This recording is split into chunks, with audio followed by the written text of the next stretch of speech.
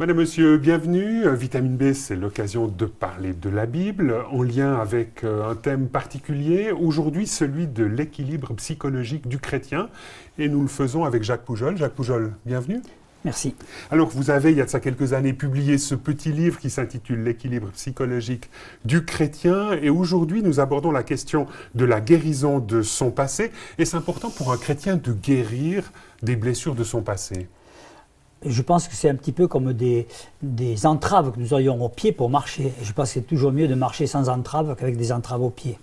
Alors, pour ouvrir ce temps de méditation biblique, je vous invite à lire un passage très connu de l'Ancien Testament, tiré du prophète Ésaïe, de ce que l'on appelle le 4e chant du serviteur.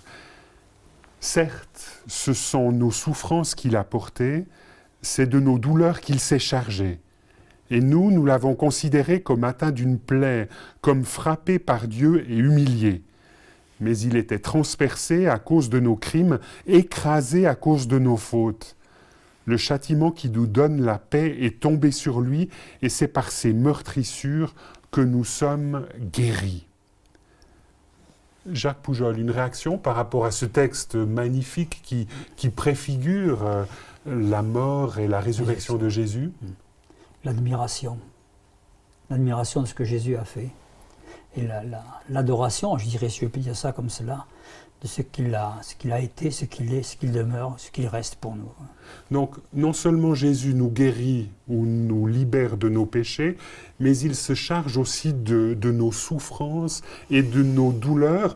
On pourrait dire là des blessures que nous inflige notre passé ou qui nous ont été infligées dans le cadre de notre passé. En tout cas, il peut nous aider à affronter le problème.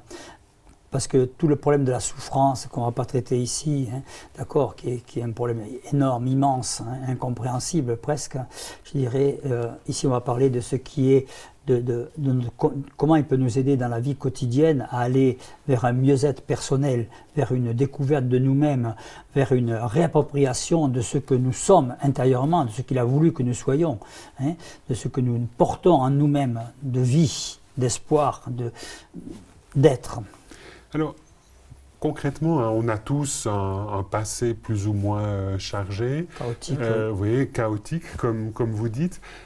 Finalement, qu'est-ce que le Christ, dans ce contexte-là, peut nous apporter ? Moi, je pense qu'il peut nous redonner notre dignité humaine. Parce que les cabosses, les blessures qu'on a reçues ne peuvent pas nous enlever notre dignité humaine. Or, quand on est blessé, on doute de soi, on doute de ses capacités, on doute de la place qu'on a, on doute de ses dons. Et là, Jésus vient nous dire, tu es aimé. Tu es aimé, je te connais, je sais ce que tu vis, je sais ce que tu as vécu, je sais que c'est une injustice, et peut-être qu'on peut cheminer ensemble pour essayer de repartir dans la vie, et de partir dans la vie avec cette idée que tu es toi, et c'est toi que j'aime, et c'est toi que je veux qu'il te réalise. Dans ce contexte-là, il y a une figure biblique que vous appréciez particulièrement, c'est celle de Moïse, qui, dans son face-à-face avec Dieu, a retrouvé son identité. Alors expliquez-nous en quoi et pourquoi votre intérêt pour cette figure biblique. Alors Moïse est quand même un des personnages qui a le plus marqué l'humanité. D'accord ? Et quand on voit son histoire, c'est une histoire extrêmement difficile. Je veux dire, c'est une blessure avant la naissance. Il faut se rappeler, Moïse naît en esclavage, donc il n'est pas attendu. Sa mère, Jochébed, et son père ont déjà 2 enfants, un fils et une fille. Et Moïse arrive là sans être attendu, quoi. Et la loi dit que s'il naît garçon, il doit être tué. Et donc on peut penser déjà que Jochébed, sa mère, avec l'angoisse qu'elle peut porter, pourvu que ce soit pas un garçon, Et finalement c'est un garçon. Finalement c'est un garçon. Donc cette famille-là décide de l'abandonner. De l'abandonner. C'est-à-dire que ce qui est presque plus grave, c'est qu'on ne va pas le nommer. Or, il était de tradition chez les Hébreux de nommer l'enfant au 8e jour et la circoncision.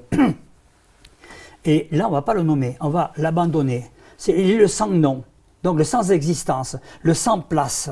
Et c'est au moment où on va l'abandonner, c'est-à-dire que même la mère ne peut pas le faire, c'est la sœur qui va le faire. Et ça expliquera, entre parenthèses, tous les rapports entre le frère et la sœur plus tard difficiles.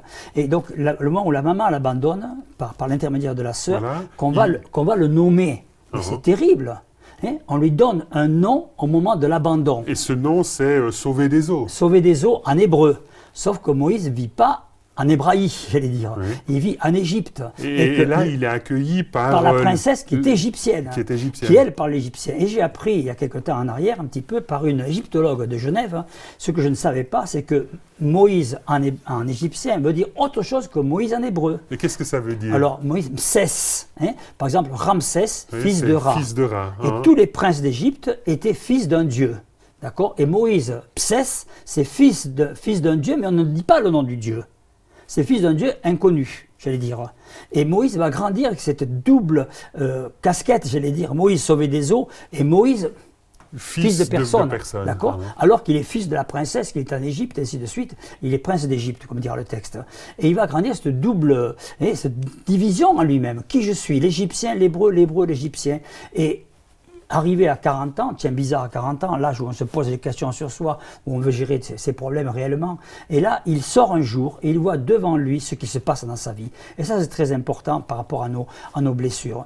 Et il est dans ce cheminement. Quand vous dites ce qui se passe dans sa vie, qu'est-ce qu'il voit concrètement? Eh bien il voit l'Égyptien et l'Hébreu qui se disputent comme ça. Donc deux hommes, Égyptiens et Hébreux, qui sont la projection de ce qu'il est en lui. Il ne sait pas si cette contradiction intérieure. Contradiction intérieure, Égyptien, Hébreu, Égyptien, Psès ou Moïse ou Psès, il voit là. Et qu'est-ce qu'il fait? Eh bien, il tue l'Égyptien, pensant que il tue l'Égyptien en lui, et pensant qu'il devient hébreu. Il choisit, quelque part, inconsciemment, mais dans le faire ici, qui il veut être.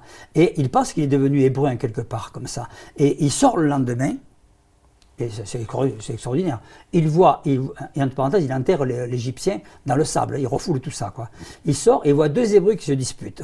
Et il pense que depuis hier, il est hébreu, rappelez-vous, quoi. Et là, il voit deux Hébreux, il veut les séparer. Il dit, mais toi, tu n'es pas hébreu, tu es égyptien. Et là, Moïse s'écroule. Parce qu'il fait ce que nous faisons souvent, c'est que nous refoulons ce que nous ne voulons pas être de nous-mêmes, non pas les mauvaises choses, mais ces blessures, parce que c'est une blessure, être Msès, pas comme Moïse.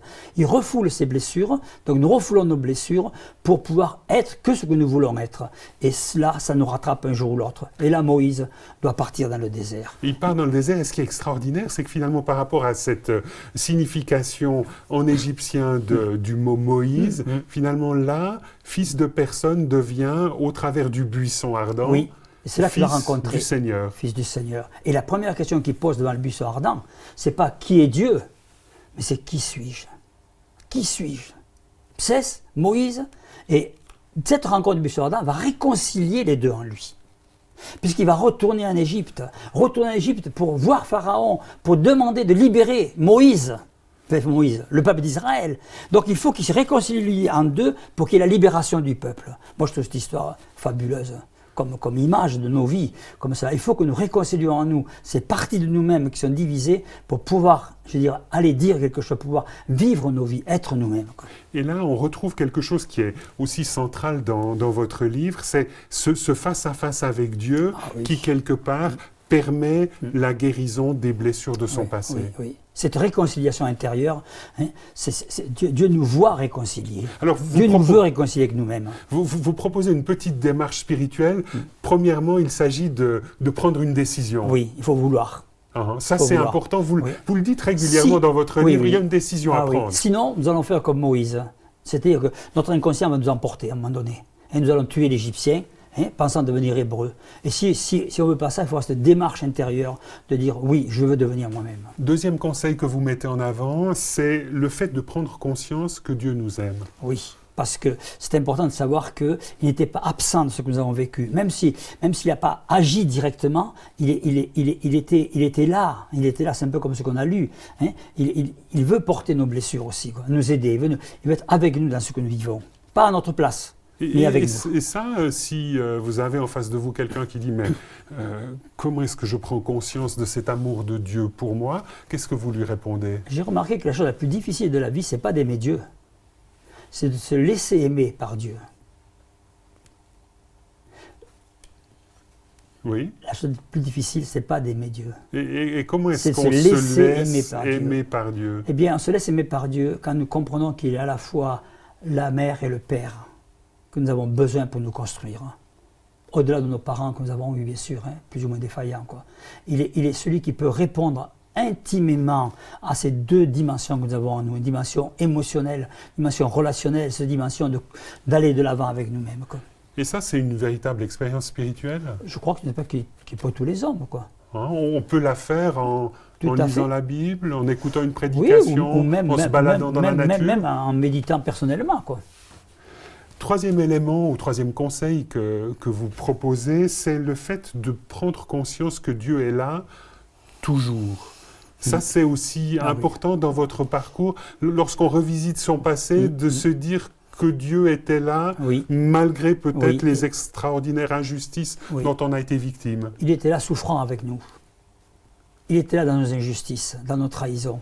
Parce il peut nous comprendre parce qu'il a été trahi. Tout ce que nous avons vécu de difficile, il a vécu lui aussi, ses trahisons, ses abandons, toutes ces choses-là. Et ça, le texte d'Ésaïe 53 le met bien en avant. Clairement, donc, il était là, ne veut pas dire qu'il était inactif, il était présent. Mais bon, en même temps, parfois, dans certaines injustices, il n'était pas là pour intervenir, ce qui peut nous choquer ça, la différence. extraordinairement. Oui, bien sûr. C'est là qu'il faut comprendre la démarche, je dirais, ici. C'est que Dieu est présent dans l'homme qui souffre. Dieu est présent dans l'homme qui est trahi. Moi, je pense ce que disait Elie Wiesel, un de cet enfant qu'on pendait et son collègue, au camp de concentration, lui posait la question, qui était là devant eux, en voyant cet enfant pendu pendant des heures. Il est où, Dieu? Et son ami lui a répondu à Elie Wiesel, il a dit, il est là, dans cet enfant qui meurt. Dieu est là quand nous souffrons. Il est dans nos souffrances. C'est pour ça qu'il est là, pas que dans notre guérison, il est là dans notre souffrance. Et il va nous accompagner dans ce cheminement. Troisième conseil que vous mettez en avant, ou plutôt quatrième, c'est le fait que le chrétien doit regarder et écouter Jésus. En quoi est-ce important cela pour vous? Parce que je pense que la voix du Seigneur est toujours une voix d'espérance pour nous, d'encouragement pour nous. Hein, et qu'il est pas seulement le modèle, mais il est celui qui, pas à pas, dans tous nos cheminements de reconquête de nos vies, est avec nous. Il est là. En prendre conscience, très important. Un peu comme les disciples d'Emmaüs, ce couple d'Emmaüs qui descend, hein, où Jésus est avec eux. Une fois que Jésus est ressuscité, et puis, il est avec eux, ils ne le voient pas. Ils ne comprennent pas que c'est le Christ ressuscité. Et quand ils se rendent compte, il n'est plus là. D'accord? Donc, mais il chemine. C'est important de savoir, il est là, le Seigneur. Et dans ce contexte-là, vous le mettez en avant, c'est aussi important d'entendre la voix de Jésus, de ménager un espace d'écoute pour l'entendre nous parler? Oui. Alors, cette voix de Jésus est différente pour tout le monde. Quelqu'un peut le voir dans la nature, quelqu'un peut le lire dans le texte, quelqu'un peut l'entendre par un ami. Cette voix est infinie, je veux dire, de variété possible. Hein.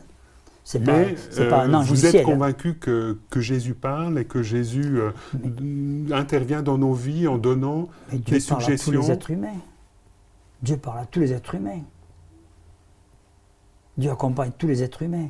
Et je crois que, simplement, des fois, nous n'arrivons pas à identifier sa voix, quoi. Nous mettons d'autres mots, peut-être, mais c'est lui qui nous parle. Et lorsque Dieu nous parle, il est important peut-être de réagir et de mettre en application ce qu'il aurait suggéré, ce que cette petite voix aurait suggéré en nous-mêmes? C'est une voix d'encouragement, je crois. C'est une voix qui nous dit que nous sommes sur le bon chemin, qu'il est. Je vous ai préparé une place, c'est ça qu'il veut dire quand il dit ça. Je crois qu'à cette voix, on dit, je t'ai préparé une place. Elle est devant toi. Elle est là, mais elle est devant toi aussi, cette place.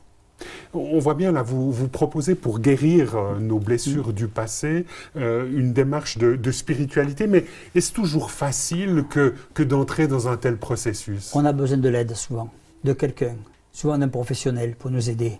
Peut-être qu'il n'emploiera pas le même mot, peut-être qu'il n'emploiera pas le même langage, mais c'est le même principe qui est actif. C'est la vie qui est active. Et la vie, elle vient de Dieu. Dieu, le Dieu de la vie. Dans toutes ses dimensions, quoi. Et que une vie dans la souffrance comme une vie dans la reconquête des choses, il est présent, quoi, puisqu'il est le Dieu de la vie. Alors des fois, ça peut passer par des êtres qui sont, on le voit dans l'Ancien Testament, le Nouveau Testament, hein, des êtres qui ne sont pas spécialement chrétiens, je dirais, mais qui peuvent nous aider dans ce cheminement, parce qu'ils sont formés, parce qu'ils connaissent les méandres, je dirais, de l'âme humaine pour nous aider. Alors Dieu est infiniment varié, hein, d'accord, donc il n'est pas limité à un moyen, hein, il faut être libre des moyens qu'il emploie, quoi. Jacques Poujol, merci beaucoup d'avoir accepté notre invitation de venir sur ce plateau de Vitamine B pour parler de l'équilibre psychologique du chrétien, donc le livre que vous avez publié il y a de ça une trentaine d'années aux éditions Empreinte. Et aujourd'hui, nous parlions tout particulièrement de la guérison des blessures de notre passé. Madame, Monsieur, nous espérons que cette émission vous aura intéressé. À bientôt.